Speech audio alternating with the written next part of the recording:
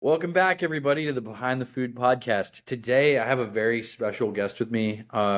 Wade, welcome to the show. I have been following you since I first got into like CPG LinkedIn. Like you're one of the OG people that like I think of when I think of like the CPG community on LinkedIn. So I don't know what that means, but it definitely Oh, means that old you. being I think O is the operative word there, right? Old, but no, I appreciate you having me. It's good to be here. Yeah, man.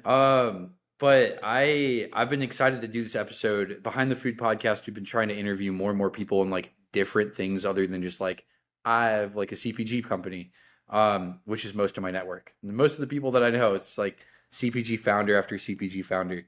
But you have a different story. The thing I usually like to ask people when I first get them on is like, what got you into the food business?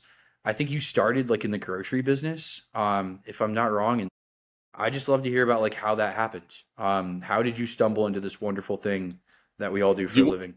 I'm trying to share this with everybody. Uh, Oh, so just hit so repost.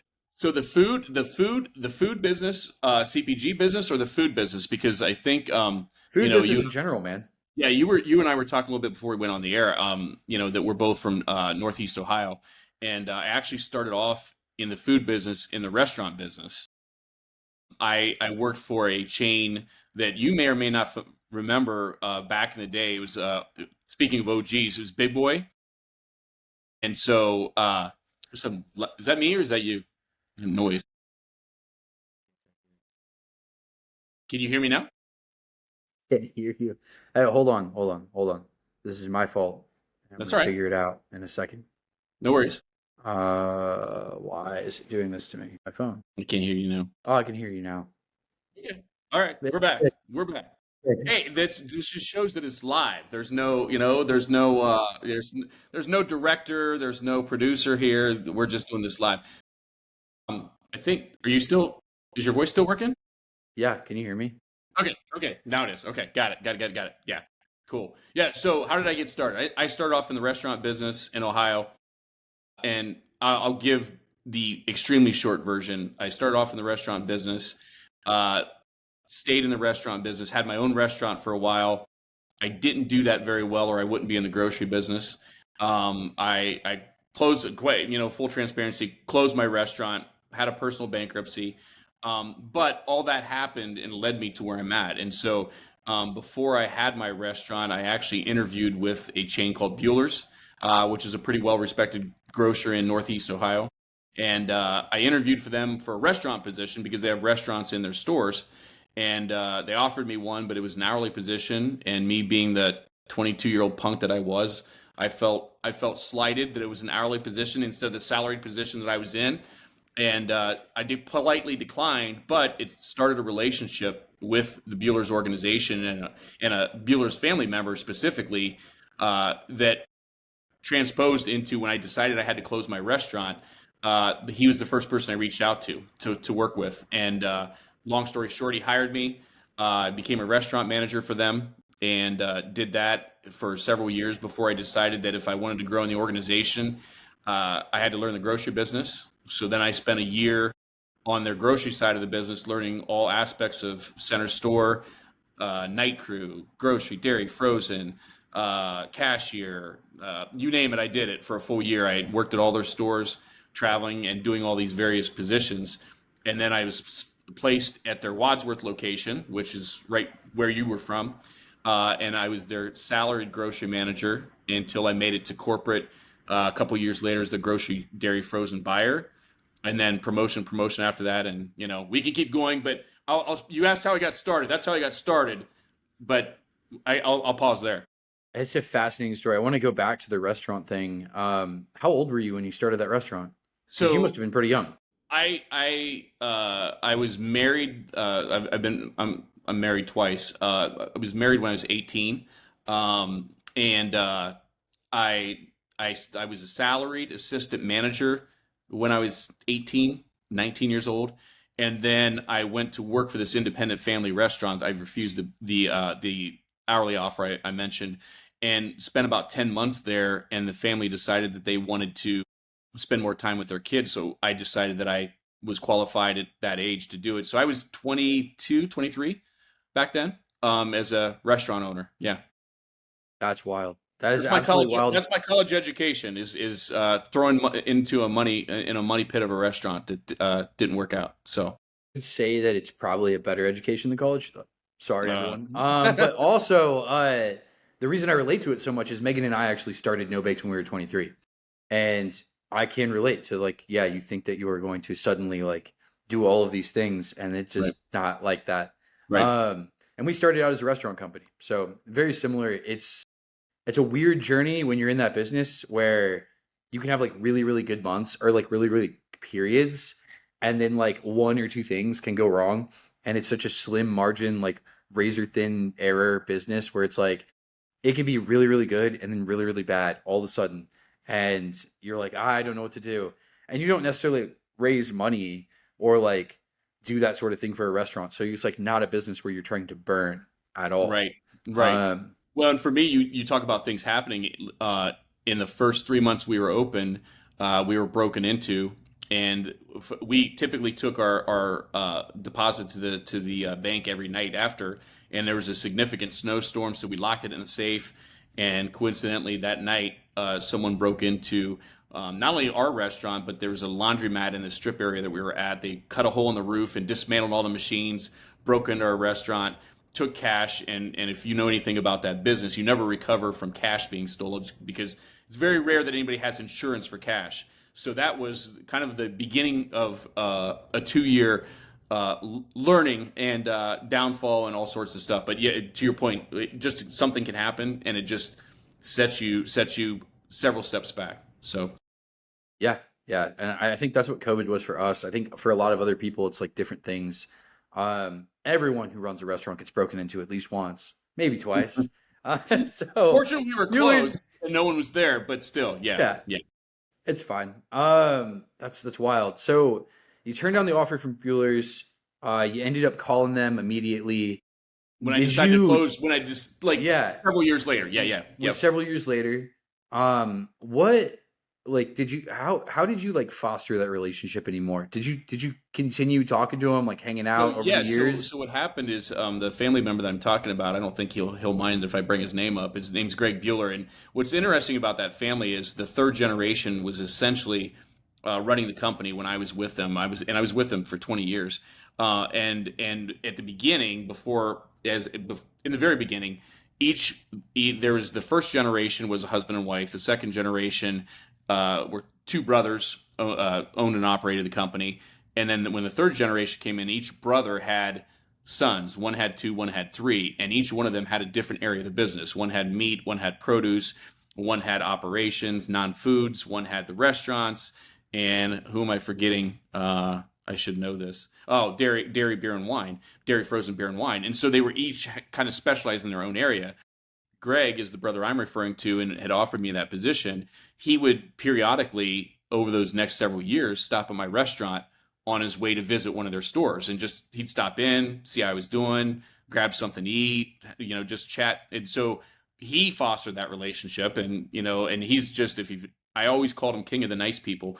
And so I think that he built that relationship in the very beginning, and I felt very comfortable, maintaining it and reaching out when things change for me. He knew.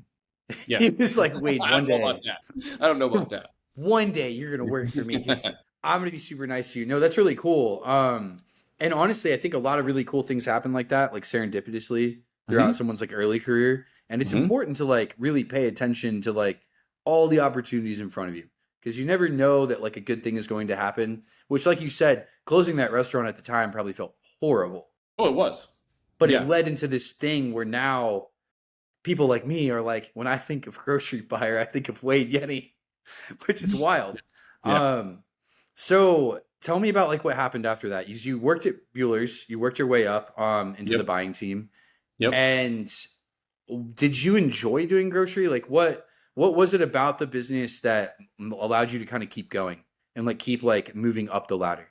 Well, it was yeah, so I spent that the first year traveling, learning the aspects of the business. Then I spent 2 years And it was anything but easy because the commute from me to Wadsworth was 45 minutes to an hour every day one way. So, and I'm not, we always talk about walking uphill both ways and, in snow and blah, blah, blah.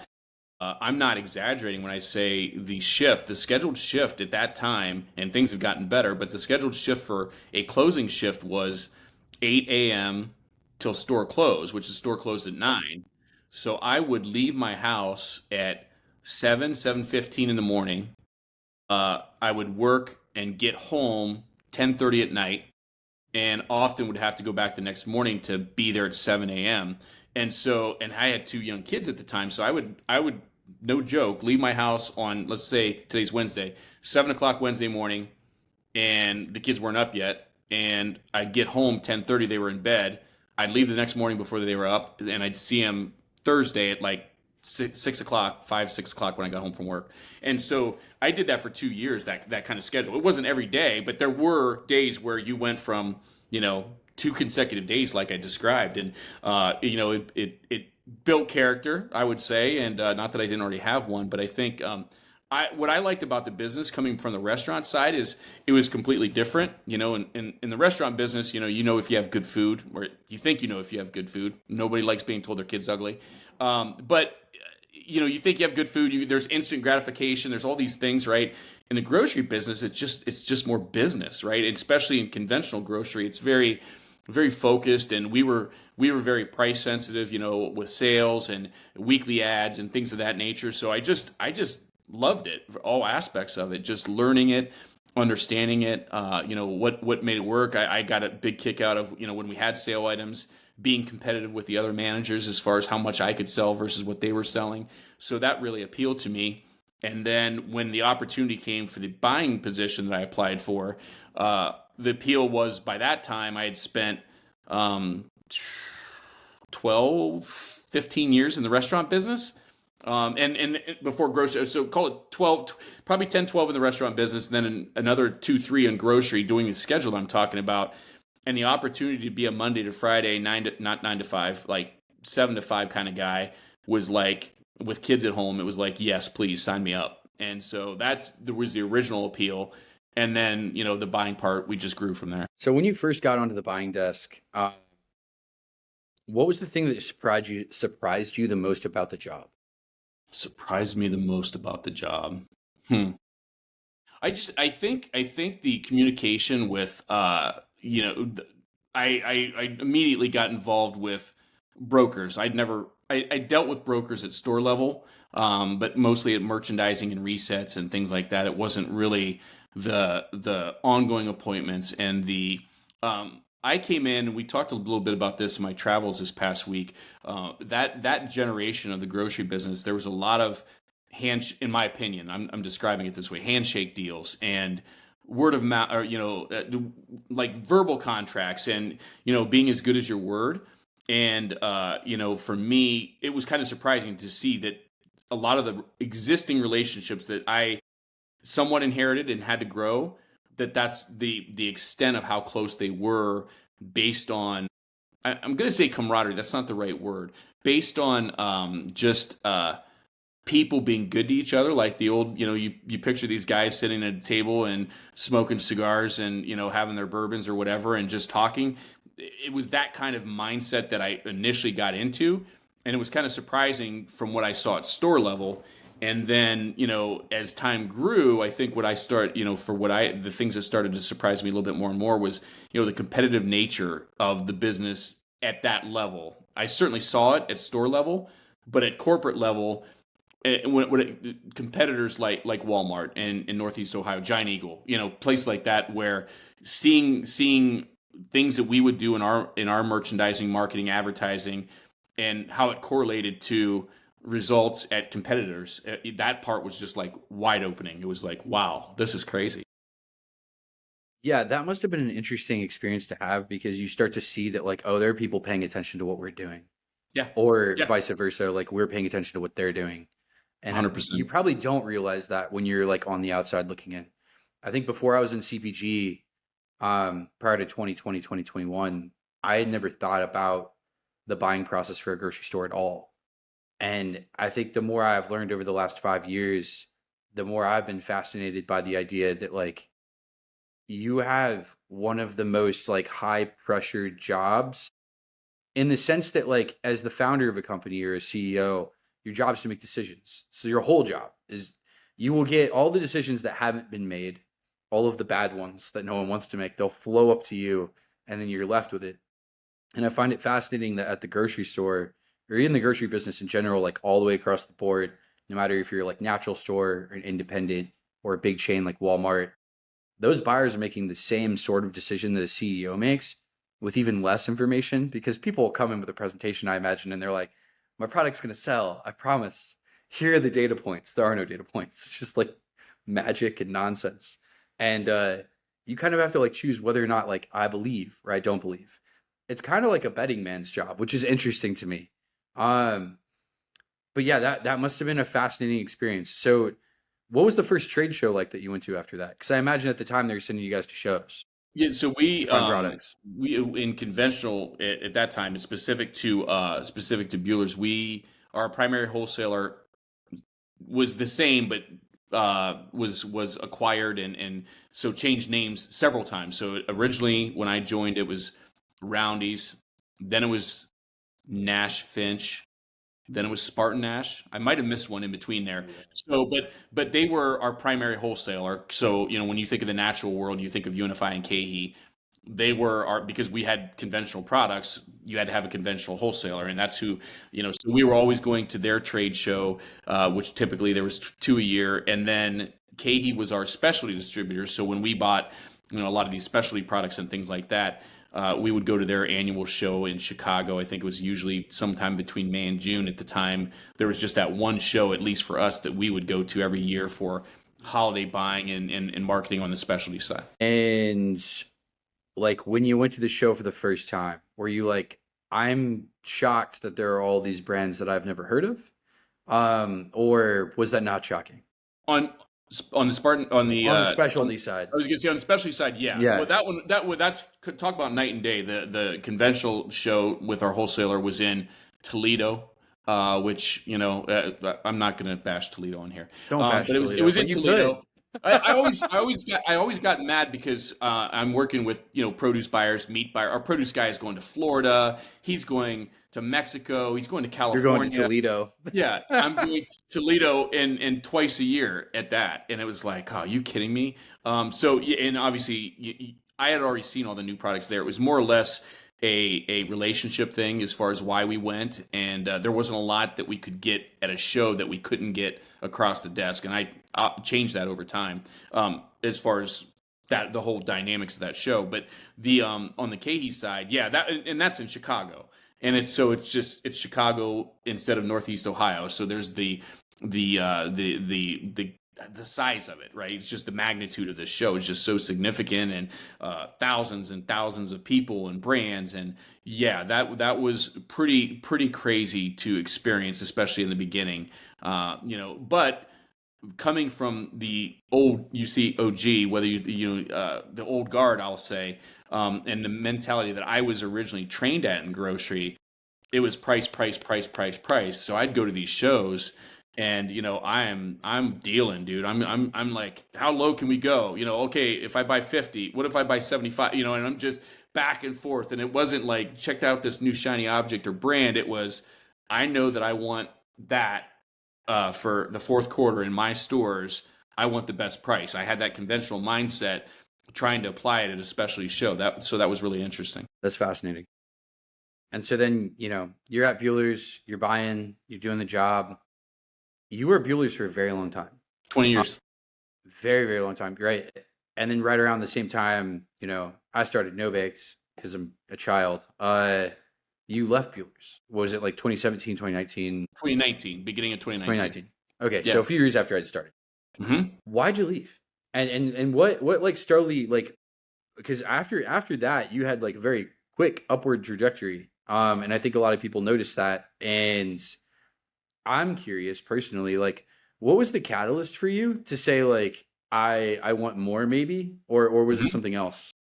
Good question. So my I say our youngest daughter was getting really close to graduating college.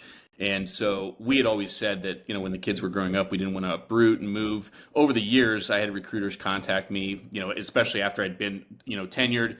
Bueller's is well respected. People would reach out. It's just like, I got it pretty good here. I don't need to make a move, and or it doesn't make sense to make a move based on where the kids are. But as the kids flew the coop and grew, we started listening and thinking more about opportunities, and maybe that we didn't want to be in Northeast Ohio all our lives. And so that was the original catalyst. And so another catalyst for me was a good friend of mine who coincidentally just texted me about an hour ago out of the blue. He was kind of my counterpart at Spartan Nash, and he made the move to Rouse's in Louisiana, and I didn't know it initially. I happened to text him and I said, "Hey, are you going to be at this show?" He's like, "No, man, I'm in Louisiana." I'm like, "What?" And so come to find out that he's now at this at this different position, and you know uh, trying to give you the abbreviated version. So we that was in late 2017, the beginning of 2018. My wife and I were on a vacation, and we were spending a weekend in New Orleans on the back end of that vacation. And I texted my buddy. I said, "Hey, I'm going to be in the area. If you guys have a chance to stop by, hang out and whatnot." And he was a VP for Rouse's, and the president of Rouse's, his name is Steve Black, was Steve Black. They came into the city along with their VP of operations, and I spent about an hour or two with them touring some stores.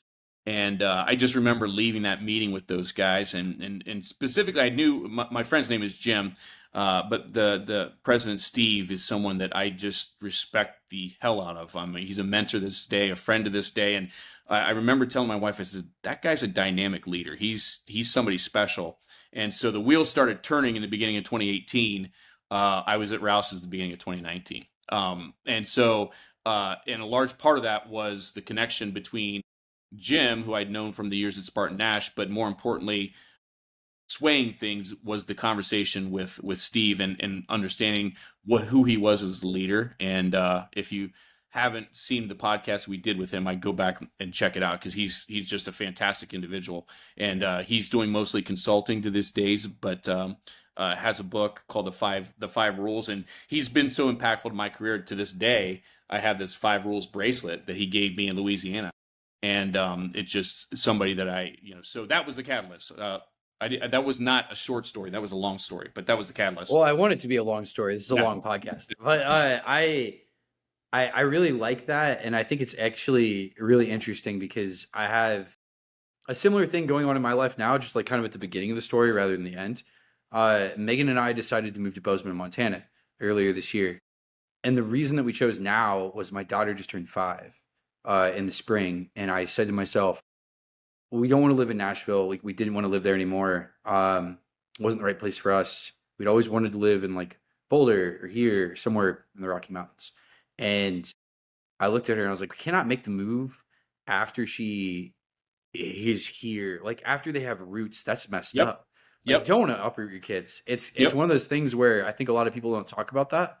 Um, or maybe they just don't think about it. It's just something that happens. But like, yeah, actively, like I wouldn't have wanted to do it either. So that makes a lot of sense.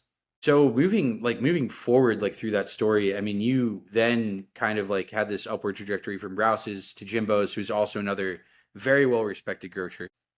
What was it that caused you? Because it sounds like Steve was like such a good mentor. To move from Rouse's to Jimbo's, was that also just another decision where you were like, I want to see how far I can go personally? Or was there like something else behind that? Because Jimbo's takes you back to Ohio, technically, As far right? as no, California. Oh, California. Oh, I'm Yeah. sorry. Yeah, No, it took yeah, you to Ohio, California. Louisiana, California. I Yeah. was thinking of Jungle Gyms. Yeah. I'm No. I'm having a No, really you're weird good. day You're today. good. No, But so yeah, it takes you across the country again, yeah. basically, is what I'm saying. Yeah. Like you moved quite far. Why? Yeah. So the daughter that I referenced, when she graduated college, she moved with her college roommate, who got an internship to San Diego. And so they're in San Diego. We moved to Louisiana, my wife and I. And 2019 went great. Steve is great. Rouse is great. I have nothing but respect for Rouse's and the time there. And my wife, we still go to Louisiana at least once or twice a year to this day. So a lot of good relationships and strong feelings there. So that was 2019. In the beginning of 2020, I don't know if you're familiar, but this little thing called what was it? COVID happened. So that was the beginning, and that was a whirlwind for us because we're in this new state, Louisiana. I had gotten a promotion from a grocery desk to the director of non-foods, general merchandise, health and beauty. So during COVID, I had all of the stuff that people wanted: paper towels, bleach, sanitizer, vitamin, everything possible that people were looking for were my categories. And so it was crazy the first few months of 2020 dealing with that stuff. And but meanwhile, my daughter that I mentioned is by herself, just graduated college with her college roommate by herself in California. And my wife says, we need to go visit them. And I said, there's a national pandemic. We're not going to visit. No, we are. So, okay, dear. We bought tickets to go see her. And I have the receipts to prove this, by the way. We bought tickets to go see her in California for a visit. And literally within 24 hours of buying those airplane tickets, a recruiter for Jimbo's reached out to me about that opportunity. And so we flew out to visit our daughter. I've interviewed while I was there, you know, became enamored with California, but also Jimbo's, and divine intervention with our daughter and the likeliness of this happening. And that's what happened. That's wild. It's That's some crazy. serendipity. That's It's crazy. crazier than anything else It, that you said. it's a crazy story. It's a crazy story. Yeah. But like a lot of other things in life, like, sometimes things just kind of like fall into place for a reason. Everything happens for a reason. Yep. It does. It seems Yep. to. And so right around that time, I'm guessing like pandemic's happening. You moved to California. You're working at Jimbo's. What caused you to start posting on LinkedIn like you did? So Yeah. like, how did you build up that following and why? Like, was there a reason behind it? Yeah, it was very deliberate. I saw. Well, first of all, I'm in my third state in how many years? The pandemic's going on, so in persons aren't a thing.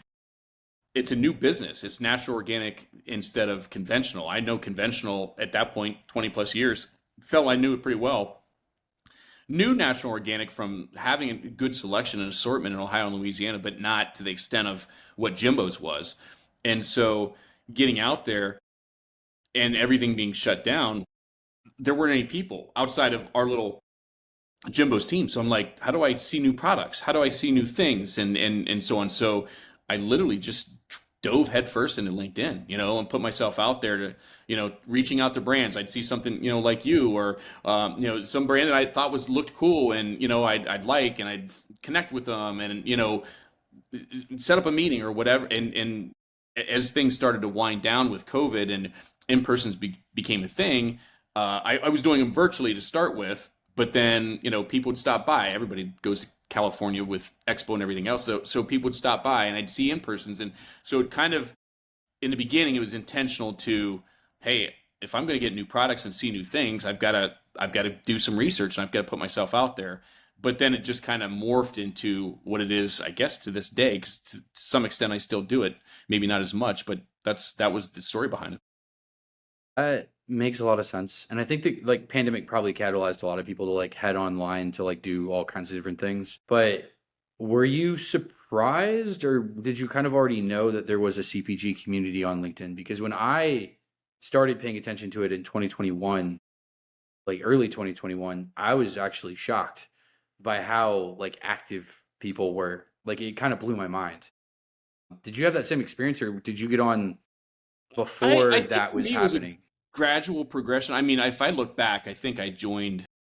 It was I know it was in Ohio. I'd been on LinkedIn for years, and in fact, if you look, I only have a Lots couple. of people had. Yeah, I only have a couple references under my name, but they're back from like 2010 and 2011. They're old. You know, it. So I was always there, but never really devoting time or any deliberate intent to it.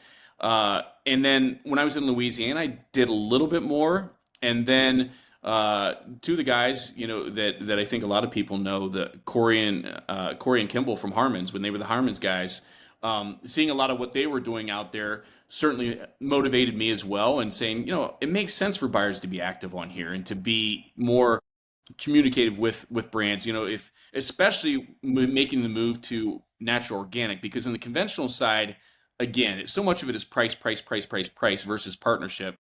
I feel like my intent always on the natural organic side has been more about stories and brands and people and you know partnerships, as opposed to price, price, price, price, price. So I think that I don't know if I've answered your question. I was always there, but between the COVID aspect of it, what Corey and Kimball were doing at Harmon's, and seeing some of what was working for them, talking with them, and Gavin, I throw Gavin, my buddy, with CPG Vibes, in the mix there too with Earth Fare. We kind of established behind the scenes this network of buyers who are, going back again to conventional. It's cutthroat, it's competitive, it's all these things. Whereas, hey, did you see this brand? Did you see this brand? And just a lot of dialogue behind it, and it just grew from there. So the surprise was how far it could take you if you put the time, effort, and true personality into it. Because I think if you're not being genuine, and this because I've seen some of the stuff you've put out there, you'll see people see through you or what you're saying or not saying real quick. And I think for me, it's always tried to be authenticity, and not blowing smoke where it's not earned, and just kind of going about it with just true. This is who I am. That makes so much sense. And also, like to that point, I mean, those are all people that like all the people that you just named, whether it be like you or Corey, anyone that was in like the buyer space that was becoming more and more active on LinkedIn. I think you guys also kind of set like a really good example for anyone that wanted to make a little bit more out of their career other than like price, price, price.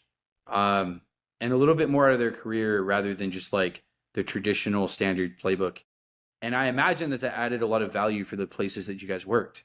I mean, whether it be like Harmon's or like when you were working at the Fresh Market or wherever, it's that probably adds a lot of value because it adds a lot of exposure to that brand, and then also helps you guys attract like new brands that like when they think of who should I reach out to, like maybe they're reaching out to you as opposed to you have to reach out to them.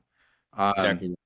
and that's like it's probably hard for people to like understand how powerful that can become, but like you guys have seen it firsthand, it slowly snowballs into like, oh, people just kind of like know who I am in this industry, and that's actually helpful to my job. Because like going back to the beginning of this conversation, you had mentioned like it was a lot of like handshake deals. I feel like in CPG that kind of hasn't completely gone away. It is still very important to like know the brokers and the buyers that you'll be working with. I know a lot of dairy buyers now because of what we do, but I try to remember their name, try to remember who they are, try to remember their story because like those things matter. They matter a little bit, and it's not always just about like the price on the shelf, especially when you're selling like a natural organic product. It's a different buyer or a different customer. Yeah, man, that makes so much sense. So what? And then like I'm so fascinated by the LinkedIn thing. By the way, it's really weird because you guys kind of like took hold of this thing that was like a moment and a movement.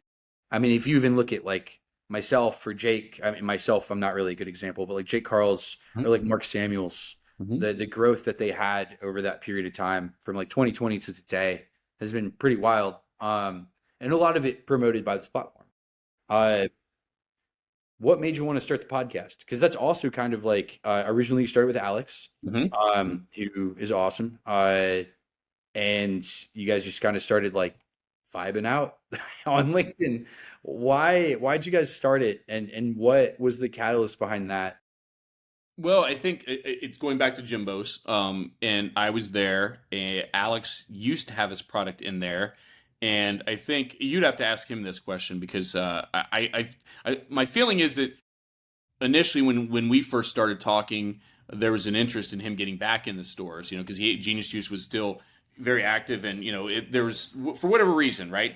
But he was doing his own thing with that. What do you call it? 15 minutes of genius or whatever it was. He was doing that podcast. We had a lot of people on. He had me on that once, and we clicked, hit it off. And he was periodically doing. He called it at the time Friday Vibes. He was periodically doing, and I gave him some crap, and I'm like, hey, when am I going to get to be on the show? And this Friday thing, and I can't remember if we did one and then just went from there, or if we just were by that time we become friends, and I'd said, I think there's whoever it was, him, me, whoever it was, there's something here between us first and foremost, but secondly, that we can give back to the community, and so those early stages, it was just purely Alex is the stereotypical emerging brand trying to make it work, and I'm a buyer and I have years of experience that there was just kind of Starsky and Hutch, or whatever, what I mean. There was both these sides. It was like yin and yang, right? And not, I mean, I make it perfectly clear we get along great and he's a terrific friend to this day, but I think initially that's what it was, is you've got two different sides of the story. We can tell both sides. We can bring people in like you're doing with me here today, and have people tell their story, but then ask questions from both sides. And, it completely went into something that I had no idea it was capable of doing. And to this day, I still don't even know really what it is. We've taken a couple weeks off with the holiday and some traveling and things. We're back. We're actually going to do it tomorrow. But, I'm still to this day amazed by people that say, I listen to your show all the time. Because I think it's probably, and you can correct me if I'm wrong here, with you, there's only so many people that can attend live, right? We've all got lives, we've got work. We're talking at 12:40 Eastern on a Wednesday. Fortunately, I had the time to do this today, but it doesn't always work to do it live. But you don't necessarily see and hear and know all the people that are listening behind the scenes that aren't a number on the screen or commenting in the chat box or doing something like that. So that is the part today that is still, oh yeah, I listen to you all the time. I'm like, what? You do? Okay, I've never seen you live. And it's like, no, I do it when I'm working out, or I do this, and it's like, oh wow, that's crazy. I can attest to the fact that like I'm one of those people. Just throw that out there. So I will confirm. I don't listen to it live, but I do listen to it recorded. And but to your point, like I mean, the podcast thing I think kind of comes from an organic place, and then it is hard to understand what it is because a lot of the times I think a lot of us don't realize how much value there is in just sharing our story or helping other people tell their stories, because a lot of us forget what it was like to be like that 22-year-old kid who was trying to like figure out what they were doing, or what it was like when they started their new business, etc., etc., etc. And being able to listen to someone who's done it before is actually pretty helpful. I think even when we don't think that it's helpful, because a lot of the times I think I come on this podcast to just say stupid shit, and then I'm like, I don't know if I helped out at all, guys, but then people will tell you, they're like, yeah, that was actually a great episode. I learned something from that guy. And I'm like, oh, that's good. I'm glad. Nice, nice. Um, so that's awesome. Do you guys have like plans to like continue to like focus on the podcasts? Yeah, yeah. Or is So it just like like, a project that you do and it will go where it goes? well, I think we with Alex, we and credit to him, because he was a driver behind it. He was a hustler. He was grinding. He was getting guests. He was doing all these things and sponsors and all these things. And it got to, and I'm sure he'll tell you this, it got to be almost a second, if not third job. And I, with my position, my life was changing. I moved from Jimbo's to the Fresh Market. We had to do it at a different time, because the Fresh Market, was a corporate big company. They didn't want, first of all, I didn't want to doing it on their time, but then anything, if I was promoting them or talking about them, we had to get approved from marketing. So that's why, if you listen to those shows while I was at the Fresh Market, I didn't mention them by name. I'd say where I work or where I currently work, or we just didn't talk about it. Yeah, everybody knew, but we didn't talk about it because of that whole marketing aspect. So it changed into something a little bit different than what it first started, where it was just us, like you and I are here today, just shooting it. It changed into something else, and change is good, right? But I think when you ask about where we're at today, Alex, as everyone knows, stepped back for personal reasons, with his family and health, and I applaud that, and I want nothing best for my friend, nothing but the best for my friend. But with Gavin and I think it's back to kind of where we were 5 years ago, like you and I are here today. It's just two guys talking, right? And if I think our goals are, first and foremost, we want to provide value, right? And we want to have guests on that make sense. We're not chasing numbers. It's what is this person going to be able to tell our audience? And to us, our audience is could be a brand, it could be a broker, it could be a buyer, but the greater CPG community providing value, from an educational standpoint and content, and then beyond that, to have fun doing it, so it's not a job. We've taken 3 weeks off. I don't know that Alex and I ever took 3 weeks off, and it's something. Gavin has two beautiful babies, twin boy and girl. And life happens. I've traveled. We have Thanksgiving. We have holidays. We have lives. So we don't want to be chained to being live at Friday at 3 o'clock every week. But we're still going to be out there. We're doing it tomorrow because the twins' birthday's Friday, right? So we make it work Yeah, tomorrow, and we take a couple weeks off because life happens. But so do it so that we don't get overwhelmed, provide value, and probably the most important is have fun doing it, right? And just look forward to doing it, not, oh shit, I have to do this. I mean that, and those are the things I think are motivating us and where we're going to go. And then beyond that, I do the CPG office hours typically it's with my boss, Luke Abbott, who everyone knows. This week, in about an hour from now, I'm going to do it with our VP of Sales, Brandon. But that's a separate format. It's 30 minutes. It's rapid fire. What's on our minds? What are we seeing? What are we hearing from our brands, from our clients, from the buyers that we work with? Just throwing out some content, having a little bit of interaction back and forth in 30 minutes, and just going on. But designed to be, yeah, we know it's the middle of the day. We know you might not be able to join, but we're going to put out there what we're seeing here and doing right now and here, and putting that out there. So I was going to make a post today, but I didn't want to spoil your parade. It's going to be weight overload this week. It's like 3 podcasts in 20. Oh, that's what the yeah, world wants. yeah, Wade. That's yeah. what the world I don't know wants. They about want that. Wade overload. I don't know about Uh, that. I don't know about that. well, no, I love that, and actually I relate to it a lot. I mean, sometimes there are things that happen where you take things a little too far and a little too seriously, and I am at fault for doing that as an entrepreneur. That's usually my style. Earlier this year, I took time off. My third daughter was born. Megan took time off first because obviously she had the baby. First time she ever took time off, which was really great. So the first two she did not. And then I took time off for the first time ever for about 8 weeks.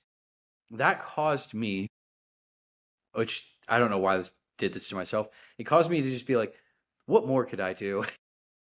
And that's when the podcast became more consistent because I was like, I don't have anything else to do. I'm going to do this.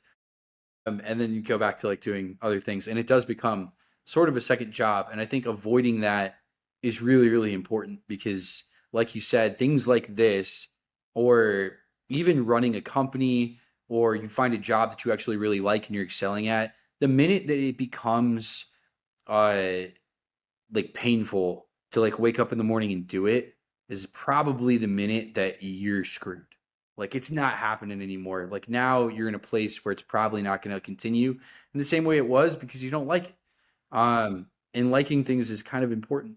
Um, so that is wild. I had a question for you, and now I'm like blanking on what it was. It'll, Um, it'll come. It'll oh, come. now it's coming. I wanted to switch gears for a moment. I do have you here. You're the first buyer I've had on the show. I've talked to a lot of buyers in the past. I became enamored with your job. Well, I guess you're not a buyer anymore, but I became enamored with that job title when I read this book called Grocery. It's by this chef that actually is from Cleveland, Ohio. Um, I can't remember who recommended the book to me. I think it was Jake Carls. It was Jake. So Jake told me about this book a long time ago. I bought the book. I read it. It is about Heinen's. So it's a book that follows everyone at Heinen's around for a year. It's just like basically like here's a profile of like all the different areas, and each chapter is a different section of the store. And they follow the buying team to like a different trade show, or like they were Oh, wow. following like one of the teams out to I'll send you the book after this, Is, and I'll is this, reference is it in the this show new? notes, Is guys. this new? No, it's from I think 2021 Oh, or wow. 2022. It's a Yeah, I'm, good I'm book. fascinated So because so Heinz. it will mention people that you know. So like Dan Stevenson, who's a friend of mine in Nashville, who used to run Daily mac Crunch. and cheese food truck, and then now he does Daily Daily Crunch. Crunch. He's mentioned in the book because he was at Expo West and they went to his trade show booth, and he was like the other guy from Cleveland because Dan's also from Cleveland. Right. Um, but I was fascinated by the book after reading it, mostly because I was like, there's so much more to this job than like people make it out to be. And for anyone that like wants to understand like the internal workings of the grocery business, you should read the book. Um, but I wanted to ask you, just like going down the line of things that like someone like myself or like another like brand founder could learn from someone like you. Um, when someone is getting started and they're going out to like pitch their first like grocery buyers, what were the things once you were in the natural business, so at Jimbo's specifically, like what were the things that you were looking for in a brand that made you believe the story? Because I know a lot of the times when someone's new and someone doesn't have a lot of data and doesn't have a lot of traction, there there's just a lot of ambiguity. And I don't think a lot of founders actually understand what people on the other end of the table are looking for.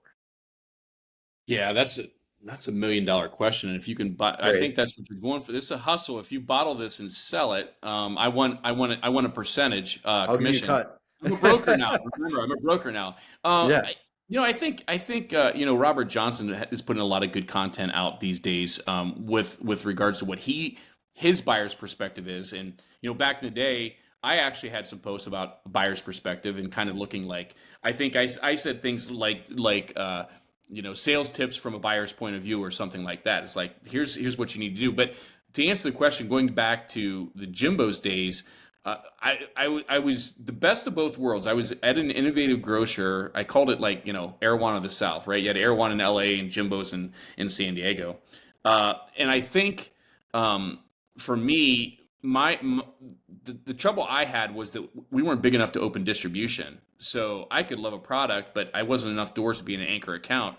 So I could fall in love with a brand, and many times I did, but I still needed help to get it distribution open. But what I was looking for is some of the people you've mentioned. Jake is a dear friend. I would think I was one of the first stores to bring him in when I was at Jimbo's. Was authenticity, differentiation, and at Jimbo's above all else, I had to meet my ingredient standards. So I had real, in my opinion, strict parameters on what I could bring into the stores based on those ingredient standards, which I feel like are still the strictest in the entire country to this day.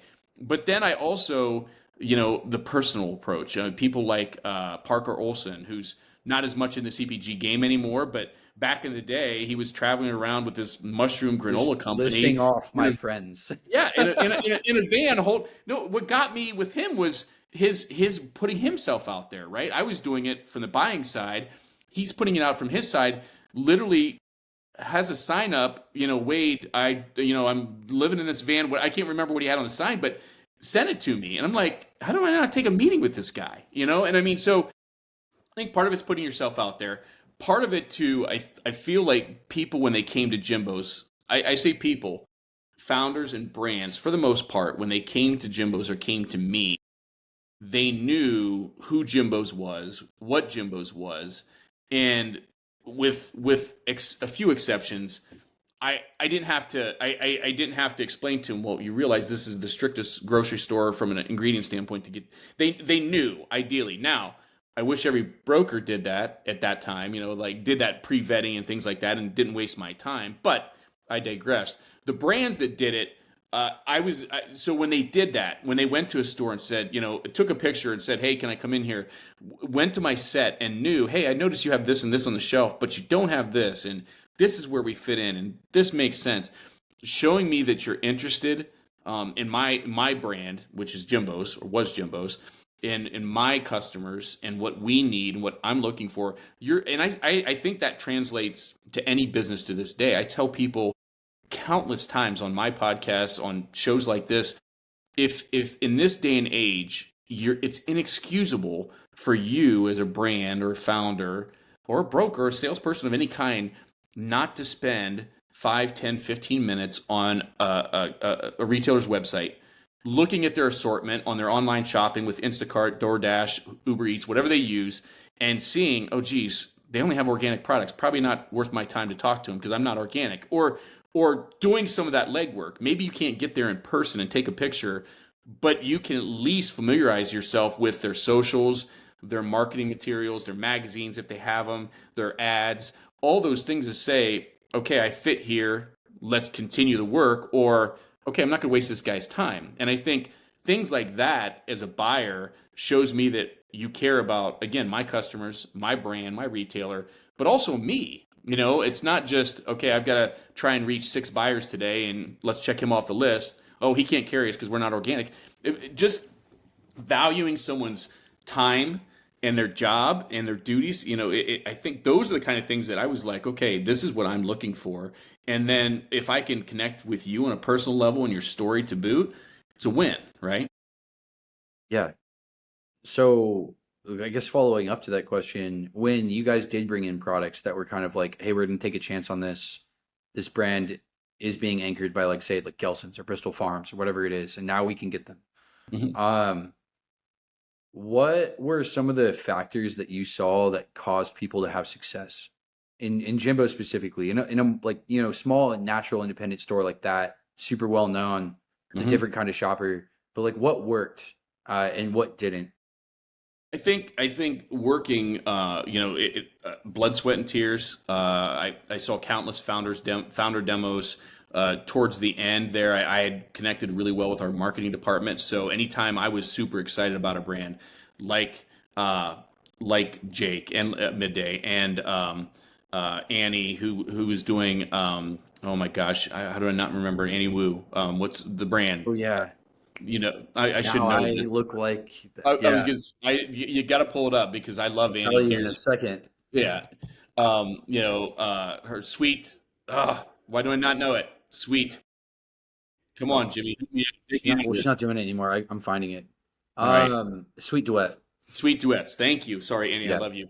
But connecting them with our marketing department and saying, okay, how can we, going back to what we talked about earlier in this conversation, partnership as two human beings, how can we connect and how can we work together to broadcast that to our customers, right? Jimbo's volumes, the store volumes are amazing, but if you just stick something on the shelf without anything behind it, like a little blurb in on Instagram or a reel or something like that. So if you look at some of the things they're doing at Jimbo's today, with I just saw one I think yesterday with new this week. And so like here's some new items this week, and maybe it's not Annie and Jake and Parker touting their stories, but maybe it's a little blurb there, a little bit of content behind it. But I think the other part about that, Jimmy, is you have to understand at each specific retailer what makes them tick and what vehicles or socials or whatever marketing opportunities or partnership opportunities you have, what is truly going to move the needle. And that's where this comes into play, right? That back and forth, that trust. And I look at you and say, hey, Jimmy, it's probably not worth you to spend X amount of dollars on an end cap.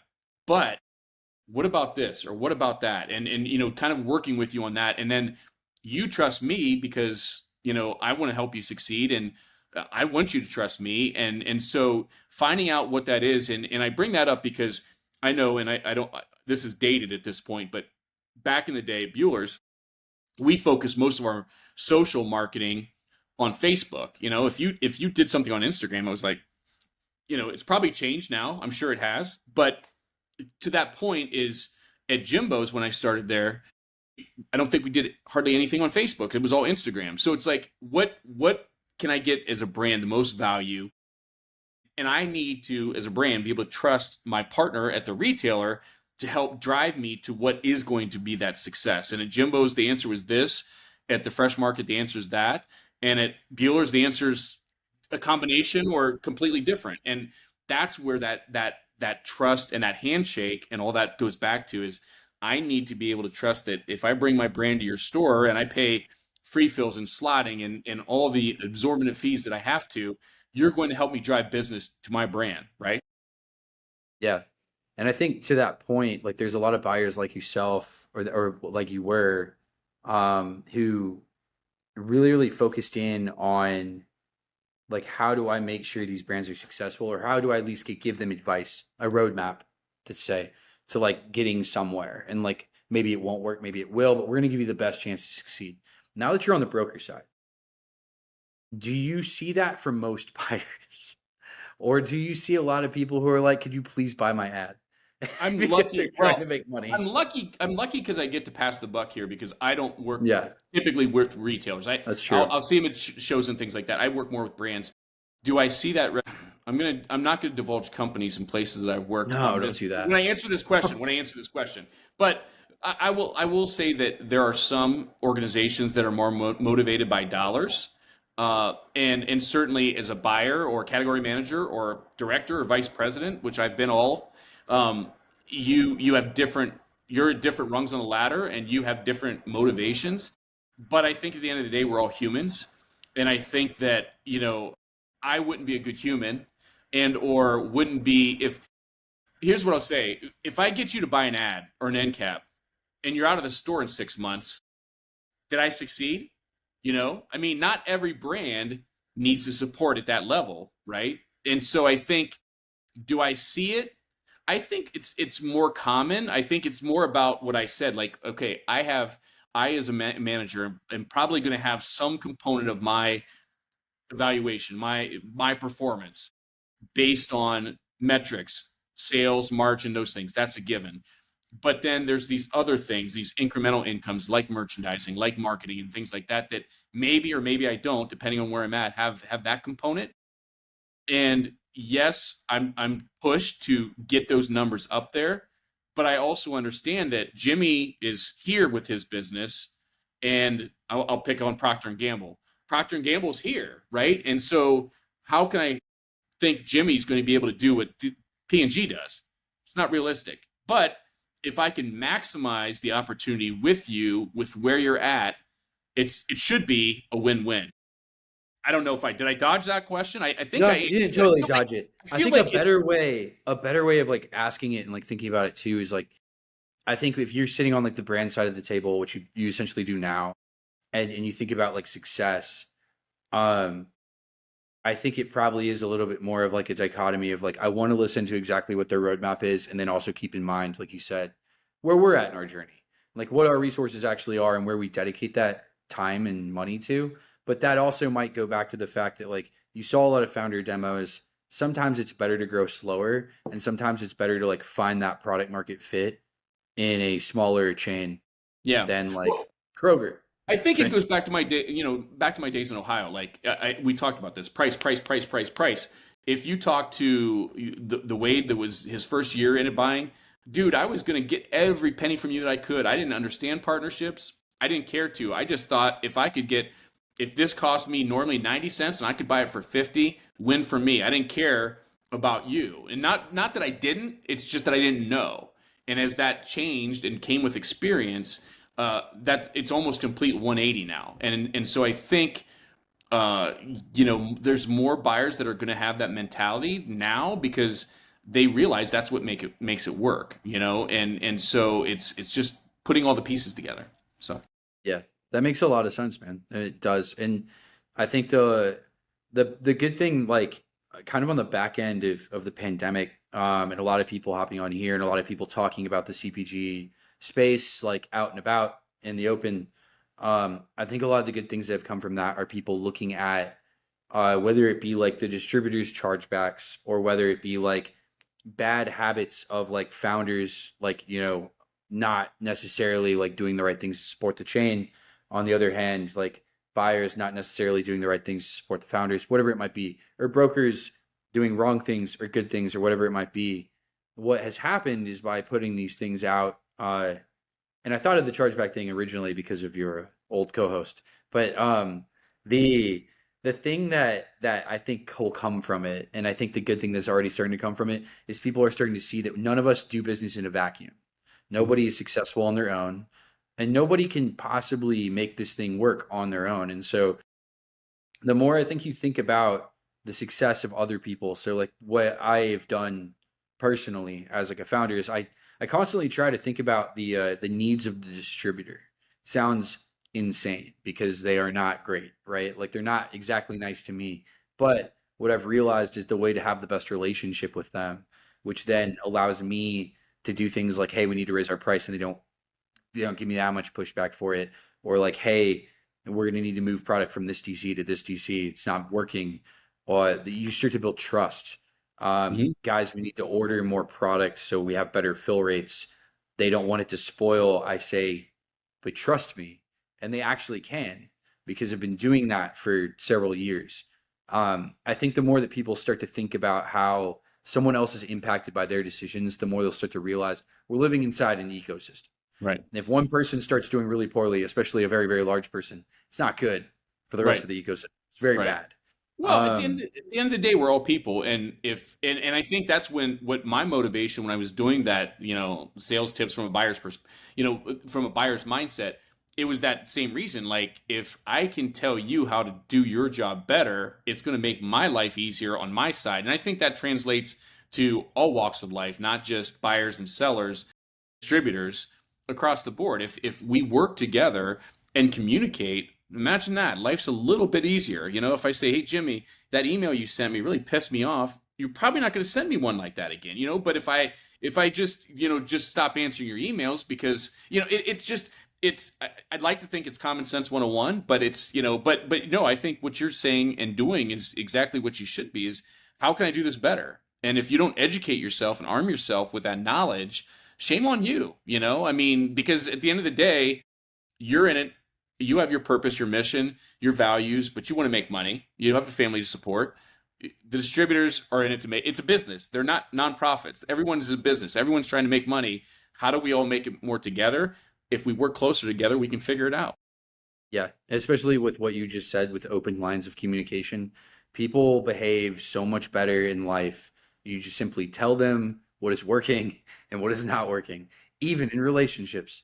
Imagine that. So before we wrap up here, I'd love to just like one more thing. Can you tell everyone about what you do right now? Yeah, Because when you switched job roles from like the buying side to what you do today, I think that was really interesting. It's where a lot of people end up heading. But tell everyone what you do and then where they can connect with you, and we'll wrap this guy up. yeah, yeah. So I work with a company called V Driven. Founder CEO is Luke Abbott, who's all over LinkedIn and doing his thing as well. But we work with what I would say primarily are emerging brands in a number of capacities. We have accounting services, hourly accounting services. We have hourly deduction management services. So going back to some of what we talked about, we help with that is a service that we do. We do a lot of consulting work based on our various backgrounds, whether that's Luke, who has a extensive distribution background. I obviously have a retail background. We have a consulting division that does due diligence work and larger projects for foreign consulates looking to bring brands into the U.S. So we do that. And then we work as a sales and brokerage organization specifically in the natural organic channel. And so we're focused with the Sprouts of the world, the Whole Foods of the world, the Fresh Market, places like that. We have a list of roughly 70 retailers in that space that we work with. That's where our focus is. We're not trying to be everything to everyone. We're not Kroger, Costco, Walmart, 7-Eleven, any of that stuff. Here's our lane. This is what we do. This is what we live in, and try and cultivate and build those relationships within that channel to get success for our brands. So that's the short version of what I do. And I wear two hats. I'm in charge of business development, so talking to potential clients who connect with us at a trade show, on LinkedIn, via our website, via a seminar or podcast that we've done. And then I also am in charge of brand management, which is the relationship with our existing brands. And my team is the ones that are meeting with them regularly to update them on any progress or feedback we've received from retailers. And yeah, that's the short version. That's awesome. Well, guys, if you want to connect with Wade, connect with him on here. Yep. He's a great follow, great guy to know, as you can tell. Wade, thanks so much for coming on the podcast. I appreciate it, man. Appreciate it, Jimmy. Thanks for having me. I think this has been great. All right.